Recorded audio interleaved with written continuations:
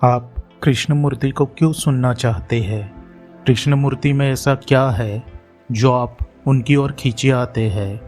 ऐसा वो क्या बता रहे हैं कि आप उनको सुनना पसंद करते हैं? वैसे तो आप कृष्णमूर्ति को कितना भी सुनो, वो आपको एकदम से समझ में नहीं आएंगे। आप कई समय से कृष्णमूर्ति को सुन रहे हैं, फिर भी आपको कहीं कहीं पर ऐसा लगेगा कि वो बिल्कुल समझ में नहीं आ रहे हैं, या उनके विचार हमारी समझ से परे है, या हमें समझ में नहीं आ रहा है। पर आप थोड़ा सब्र करें और कृष्णमूर्ति को गहराई से, ध्यान से समझने का प्रयत्न कीजिए। शायद वो कुछ अलग बात कर रहे हैं। वो बातें जो कई सारे धर्म या गुरु नहीं करते हैं। कृष्णमूर्ति सबसे हट के बात करते हैं। कृष्णमूर्ति के विचार भी सबसे हटकर है, यानी एकदम अलग। मेरा अनुभव है, कई समय से मैं कृष्णमूर्ति को सुन रहा हूँ, उनके विचारों को पढ़ रहा हूँ। शुरुआत में तो मैं एकदम से उनकी ओर आकर्षित भी हो गया और उनके विचारों को फॉलो भी करने लगा। फिर कई बार तो कृष्णमूर्ति के कई विचार मेरी समझ में ही नहीं आ रहे थे। कई विचार मैं समझ ही नहीं पा रहा था। फिर भी न जाने क्यों मैं उनकी ओर आकर्षित होता गया और उनके विचारों पर, उनके शब्दों, उन्होंने जो भी अपने जीवन काल में जो भी प्रवचन, जो भी पुस्तकें लिखी, उन सब को मैं गहराई से समझने का प्रयत्न करता गया। फिर भी मुझे कोई रास्ता नहीं मिला, क्योंकि कृष्णमूर्ति की बातें, कृष्णमूर्ति का दर्शन बहुत ही गहरा है और उन्हें समझने के लिए हमें बहुत ही गहरे उतरना होगा। जैसे कि एक विशाल समुद्र जो बहुत ही गहरा होता है, वैसे ही कृष्णमूर्ति बहुत ही गहरे है। हम एक बार में समुद्र की गहराई को कभी नहीं माप सकते। वैसे ही हम कृष्णमूर्ति को एक बार सुनने से उनके कहे शब्दों, उनकी गहराई को हम नहीं समझ पाएंगे। तो हमें उनको बार बार सुनना होगा और उनके विचारों, उनके शब्दों पर गहराई से सोचना होगा। फिर भी शायद कई बार तो ऐसा लगेगा कि हम कुछ समझ ही नहीं पा रहे हैं। पर मैं इतने समय से उनके विचारों पर बात कर रहा हूँ, उनके विचारों को समझने का प्रयत्न कर रहा हूँ, तो मुझे एक बात समझ में आई है जो मैं आपसे शेयर करना चाहता हूँ, जो मैं आपको बताना चाहता हूँ। मैं काफ़ी साल से कृष्णमूर्ति के विचारों को पढ़ रहा हूँ। उन्होंने जो भी कहा उनको सुन रहा हूँ, पर काफ़ी समय से मुझे भी ऐसा लग रहा था कि मैं कुछ समझ नहीं पा रहा हूँ, या मैं अपने जीवन में उस विचारों को उतार नहीं पा रहा हूँ। तो मैंने सोचा, मैं सही दिशा में जा रहा हूँ या नहीं, समझ नहीं पा रहा था। मैंने बहुत ही प्रयत्न किए, बहुत ही गहरे जाने का प्रयास किया, फिर भी मैं उन गहराइयों तक नहीं पहुँच पाया जिस गहराइयों की बात कृष्णमूर्ति करते हैं। पर फिर भी अब तक का मेरा कृष्णमूर्ति के साथ का सफ़र काफ़ी रोमांचक रहा। मैंने कृष्णमूर्ति से बहुत कुछ सीखा, जो मैंने अपने जीवन में उतारने का भी प्रयत्न किया, जो मैंने अपने जीवन में उतारा भी, और आगे भी अपने जीवन को उनके विचारों से अपने आप को प्रेरित करता रहूँगा। सवाल यह है कि कृष्णमूर्ति ने खुद ही कहा है, कृष्णमूर्ति कहते हैं कि हमें किसी को फॉलो नहीं करना चाहिए या किसी के विचारों पर नहीं चलना चाहिए। बात भी सही है, फिर भी न जाने क्यों मैं उनके विचारों, उनकी कही बातों की ओर खींचा चला जाता हूँ। पर सावधानी रखता हूँ कि मैं भी फॉलोअर ना बन जाऊँ।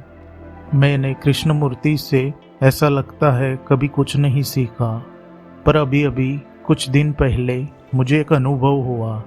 कृष्णमूर्ति की बातें सुनकर या समझकर आपको कभी भी उनकी बातों का एकदम से कोई साक्षात्कार नहीं हो जाएगा, पर कृष्णमूर्ति की कही बातें आपको कब समझ में आएगी ये भी मैं बताता हूँ। मेरे जीवन में मैंने इतने समय से कृष्णमूर्ति को सुना, उनके कहे शब्दों पर विचार किया, फिर भी एकदम से मुझे कुछ भी समझ में नहीं आया। पर जब हम रोजमर्रा की जिंदगी में जो कुछ भी हो रहा है उसमें जब अचानक से कुछ ऐसी बात बनती है, कुछ ऐसी घटना बनती है, तब एकदम से कृष्णमूर्ति के वो विचार हमें समझ में आते मालूम पड़ते हैं। जब हम कृष्णमूर्ति के विचार सुनते, समझते, पढ़ते हैं तो हमें शायद कुछ ही समझ में आता है या थोड़ा थोड़ा हम समझते हैं। जब हम अपने जीवन में हो रही घटनाओं पर ध्यान देते हैं, जब हम अपने विचारों को देखते हैं, जब हम खुद को समझने का प्रयत्न करते हैं या हम अपने जीवन पे ध्यान देते हैं, तो हमें कृष्णमूर्ति के विचार, उनके शब्द, उनकी शिक्षाएं सच मालूम पड़ते हैं।